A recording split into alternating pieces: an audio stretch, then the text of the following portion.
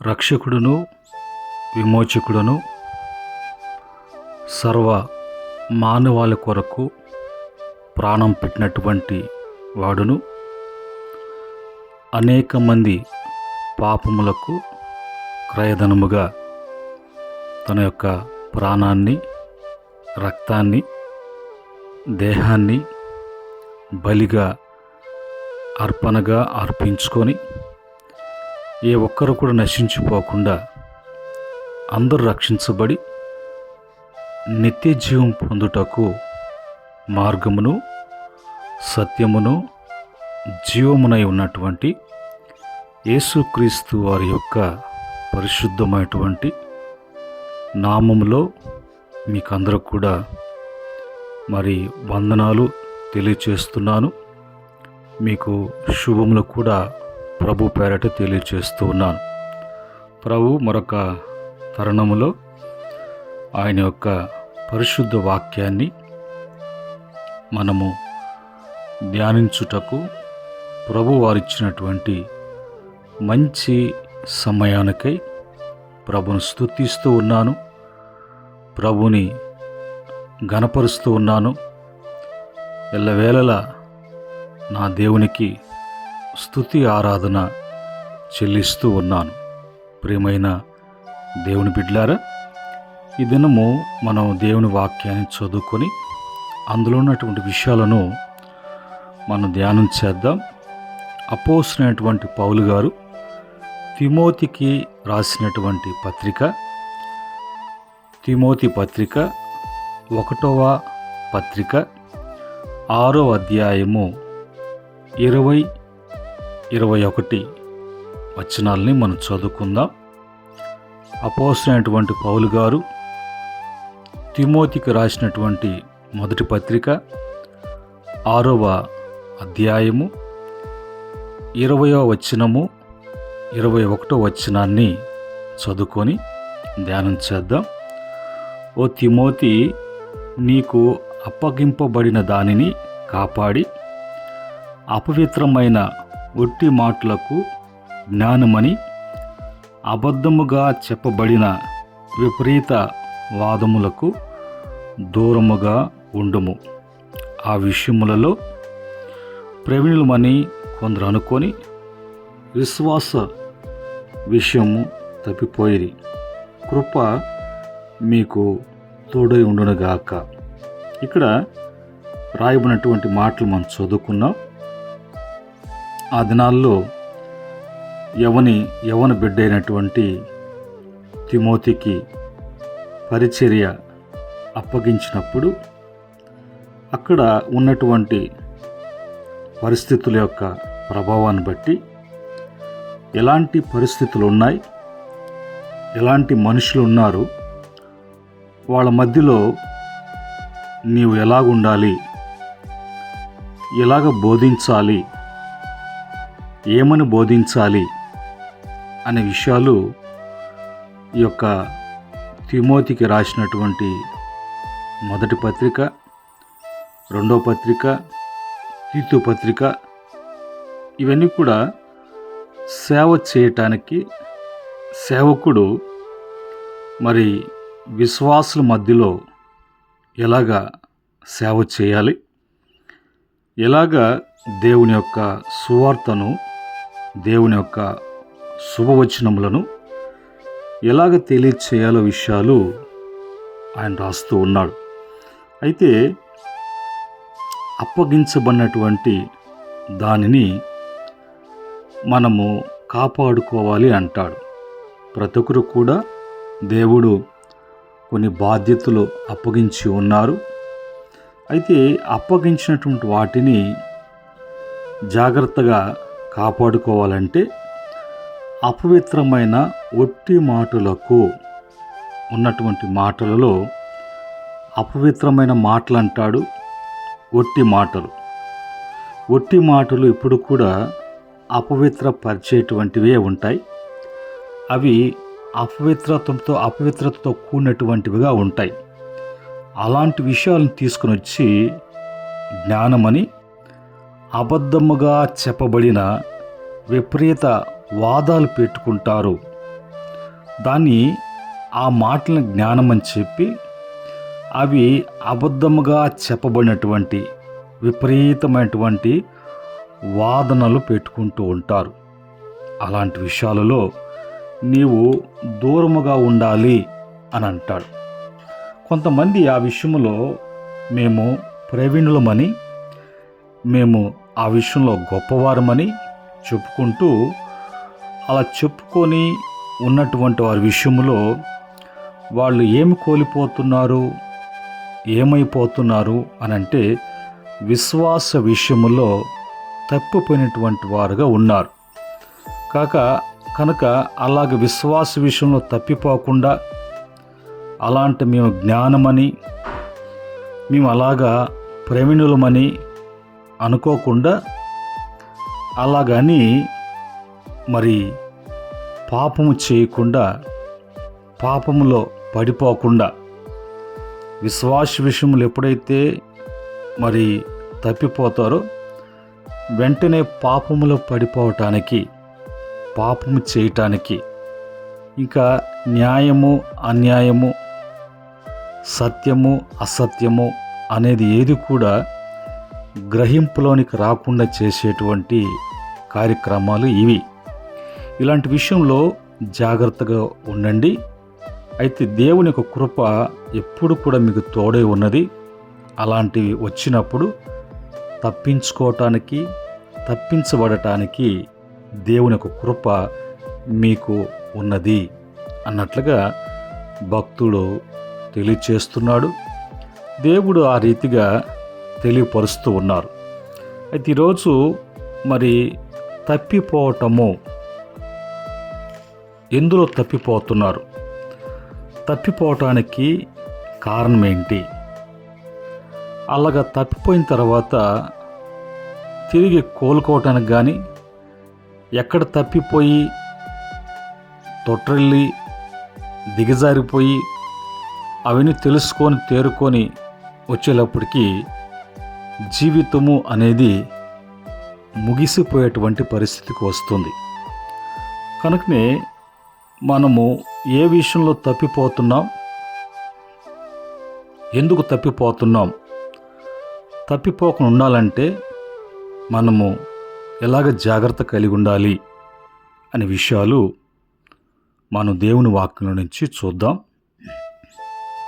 ఇక్కడ కీర్తన 58వ కీర్తన 3వ చరణములో అక్కడ ఒక మాట ఈ విధంగా రాయబడి ఉన్నది. తల్లి కడుపున పుట్టిన మొదలుకొని భక్తిహీనులు విపరీత బుద్ధి కలిగి ఉందురు, పుట్టిన తోడనే అబద్ధములాడుచు తప్పిపోవుదురు.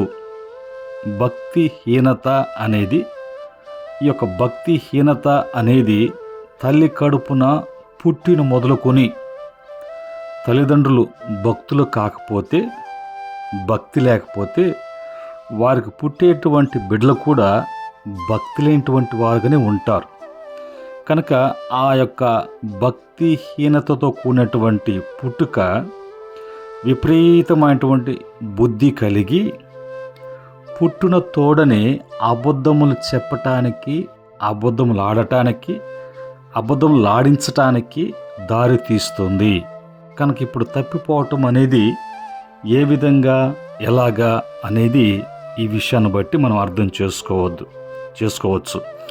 రెండవదిగా 95వ కీర్తన 10, 11 చరణాలు చూసినప్పుడు ఆ దినాలలో దేవుడు మన పితృడైనటువంటి అబ్రహాం గారితో వాగ్దానం చేసినట్లుగా ఐగుప్తు నుంచి విడిపించి పాలు తేనెలు ప్రవహించేటువంటి దేశాన్ని స్వాస్యంగా ఇస్తానని చెప్పి వాగ్దానం చేశారు కదా.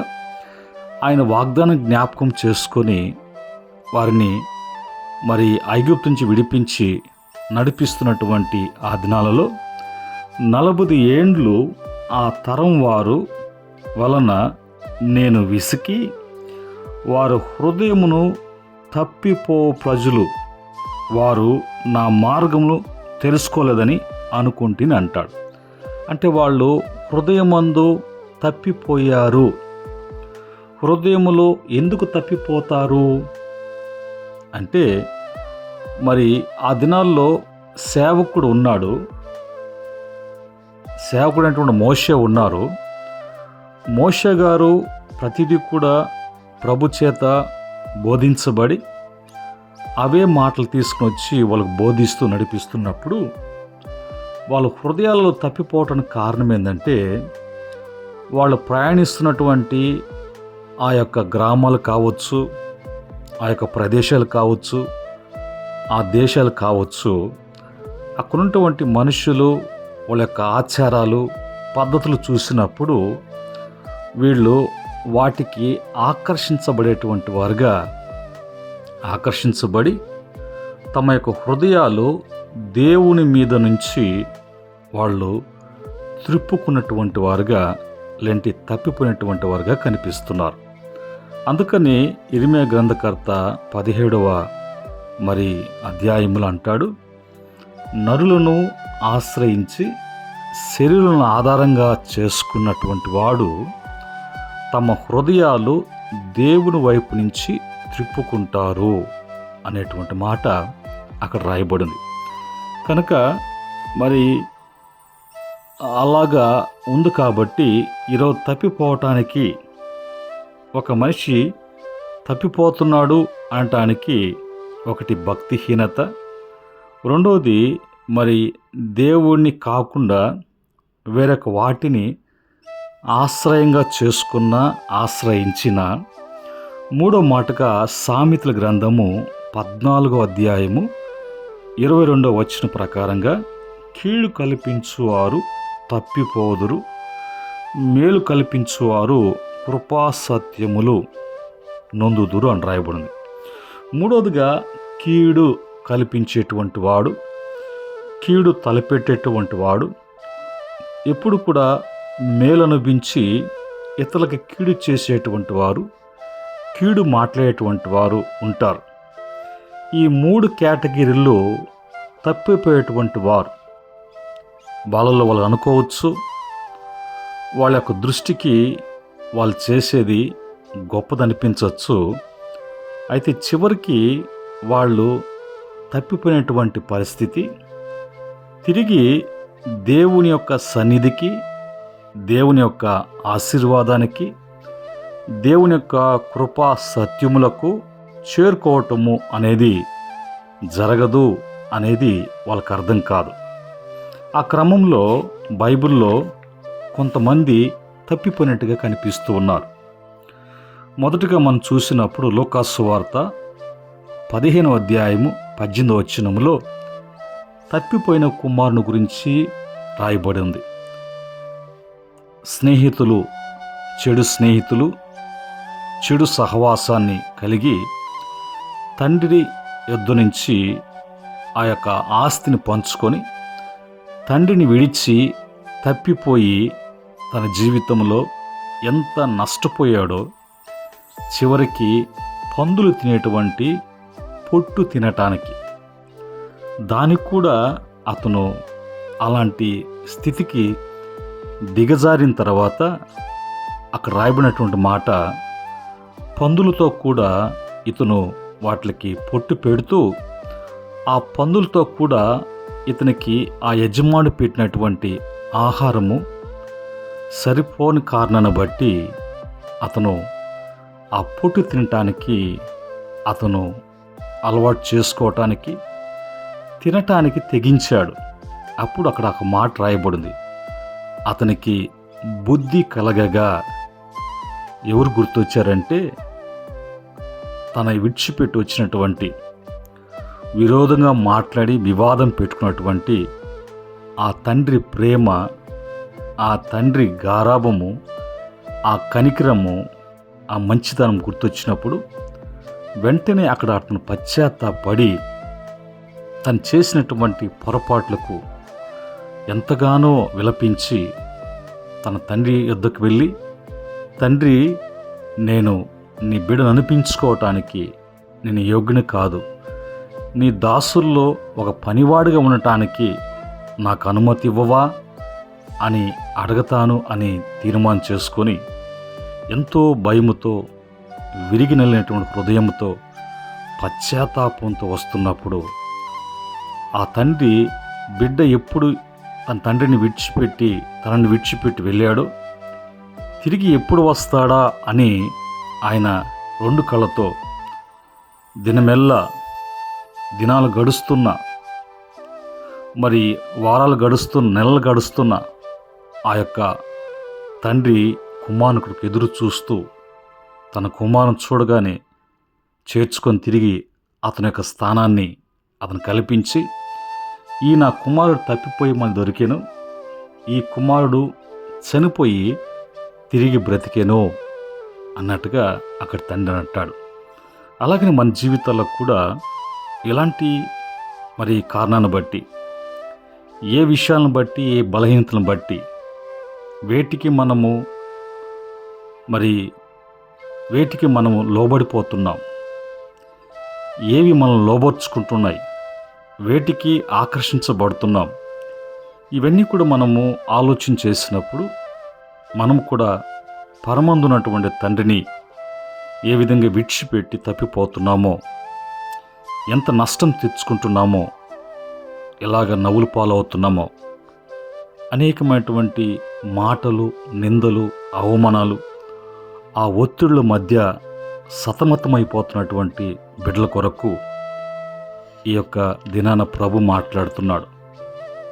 ఆయన తప్పిపోయిన కుమారుని జ్ఞాపకం చేస్తూ తిరిగి మరి తన యొద్దకి నా బిడ్డ తిరిగి తప్పు తెలుసుకుని వస్తాడు అన్నట్టుగా ఆ తండ్రి ఏ విధంగా ఎదురు చూశాడో, పరమందునటువంటి తండ్రి తిరిగి మనము మనసులు మార్చుకొని ఆయన యొద్దకు రావాలని ఆయన ఆశపడుతూ ఉన్నాడు. ఆ విధంగా ప్రభు ఆహ్వానం తెలియచేస్తున్నాడు. ఈ కొద్ది మాటలు మరి ప్రతి బిడ్డకు కూడా ప్రయోజనకరముగా, ఆశీర్వాదకరంగా, దీవెనకరంగా, మేలుకరంగా ప్రభు చేయనుగాక. ఆమెన్. ప్రేమగల తండ్రి, పరిశుద్ధుడా, మీకు వందనాలు. ఈరోజు తప్పిపోవటం అనేది ఏంటి అని తెలుసుకోవటానికి, వాటి యొక్క వివరణలో జీవితాన్ని పరీక్షించుకొని తిరిగి ఏ విషయాల్లో తప్పిపోయామో వాటిని సరిచేసుకొని నీ వద్దకు పరుగులు తీసుకుని వచ్చి ప్రభా నీ ఒడిలో కూర్చొని సేద తీర్చుకోవటానికి మాకు ఇచ్చినటువంటి మంచి పిలుపుని బట్టి స్తుతిస్తున్నాం. ఈ మాటలు బిడ్డలకు తండ్రి మేలుకరంగా మార్చండి, సరిచేయండి, తిరిగి నీ బిడ్డలను చేర్చుకోండి. నీ కృపకు దయకు ఈ పరిచర్యను, ఇదిగో నాయన ఈ యొక్క వర్తమానాన్ని నీకు అప్పగిస్తుండగా మీ యొక్క ప్రభావము వింటున్న ప్రతి బిడ్డ జీవితంలో, కుటుంబంలో, ప్రాంతంలో మేల్చేయమని యేసుక్రీస్తు నామములో అడిగి వేడుకుంటున్నాము తండ్రి. ఆమెన్. పరమ తండ్రి దేవుని ప్రేమ, రక్షకుడైనటువంటి యేసుక్రీస్తు వారి యొక్క దివ్యకృప, పరిశుద్ధాత్మ యొక్క అన్ని సహవాసం మీకు, మీ కుటుంబాలకు కలిగిన యావత్తూ కూడా సదా తోడై నడిపించునుగాక. ఆమెన్.